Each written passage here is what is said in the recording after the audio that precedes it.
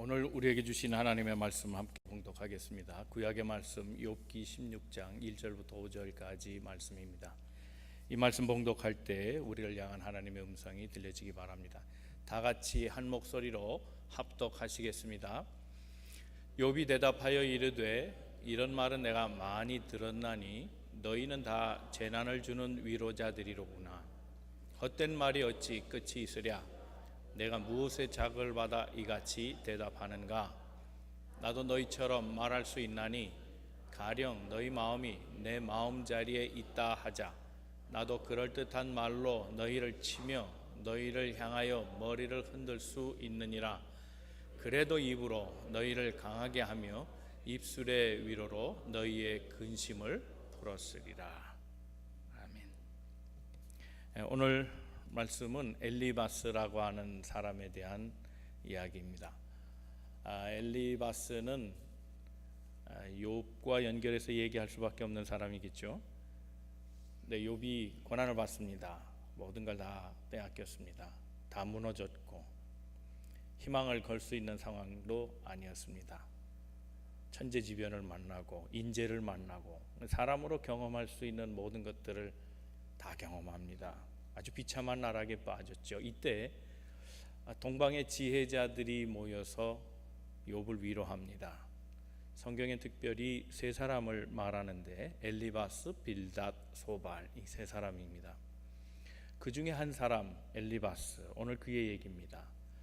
엘리바스는 대만 사람이다, 그렇게 알려졌습니다.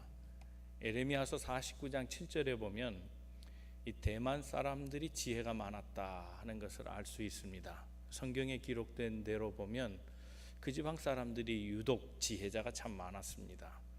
그 중에 한 사람입니다. 그는 마음도 따뜻했던 사람임에 틀림없습니다. 멀리서 옛 친구 욥이 고난을 당한다 하는 소리를 듣고 위로해 주려고 찾아왔습니다. 나이가 아마 제일 많아 보입니다. 그래서 아마 빌닷과 소발도 함께 불렀을지도 모릅니다. 이를 만든 사람이 이 사람입니다. 그러니까 최고 연장자로서 야, 우리가 함께 가서 돕자, 병문안하자, 그를 좀 위로해야겠다. 그래서 그를 위로하는 마음으로 사람들을 모았던 따뜻한 사람임에 틀림없습니다. 또 영적인 체험도 있었던 사람으로 알려집니다. 오늘 본문 이제 조금 이따 보겠습니다만 그는 신령한 체험도 합니다. 신비적인 체험도 하는, 어떻게 보면 요즘 얘기로 하면 영적 은사가 있는 그런 사람임에 틀림없습니다. 그런데 웬일인지 오늘 본문 말씀 2절에 그렇잖아요. 그의 위로가 욥의 마음에 안 닿은 겁니다.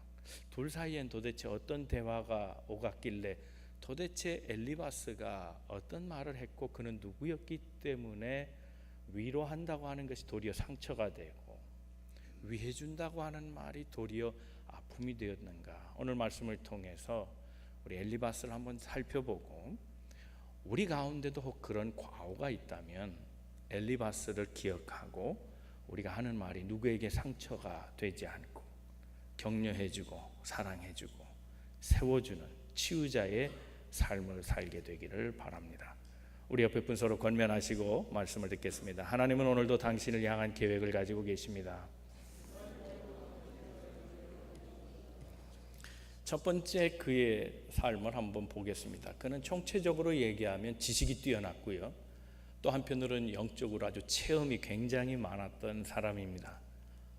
그가 가졌던 지식에 대해서는 잘 알 수는 없지만 오늘 본문에서 보여지는 얘기들과 또 그 성경 욥 전체에서 얘기되는 엘리바스의 얘기를 총체적으로 이렇게 집약을 해보면 그는 권선징악을 믿었던 사람인 것 같습니다. 아마 이것은 고대의 진리겠죠. 고대 사람들은 악한 일이 있으면 벌 받는다. 그러니까 인간의 고난도 궁극적으로는 악을 저질러서 받은 결과다 하는 것을 지혜로 여기고 믿었습니다. 그도 그런 사람 중에 하나입니다.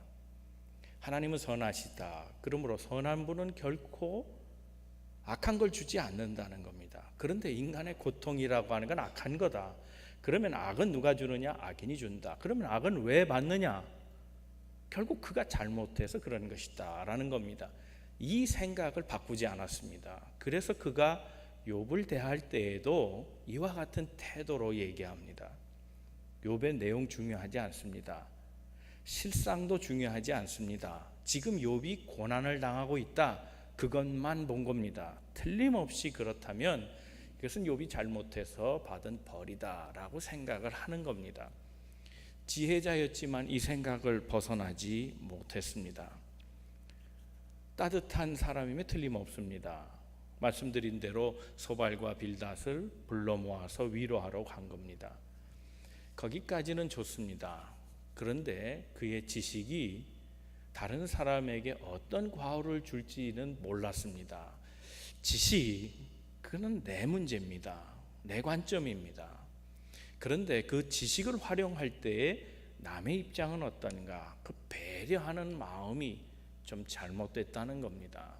다른 사람의 경우에 어떤가? 그것까지 살필 수 있어야 진짜 지혜자가 아닌가, 그런 생각을 해봅니다. 말씀드린 대로 이 사람은 굉장히 영성가임에 틀림없습니다. 영적인 체험이 신비했습니다. 4장에 보면 그가 체험한 얘기들을 합니다. 4장 12절에서 15절 한번 같이 읽어보겠습니다. 시작.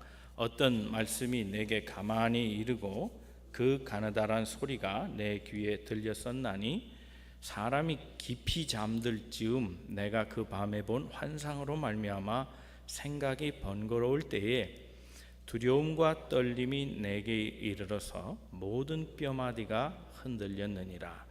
그때의 영이 내 앞으로 지나매 내 몸의 털이 쭈뼛하였느니라. 신비한 체험이죠. 쉐이킹의 경험을 합니다.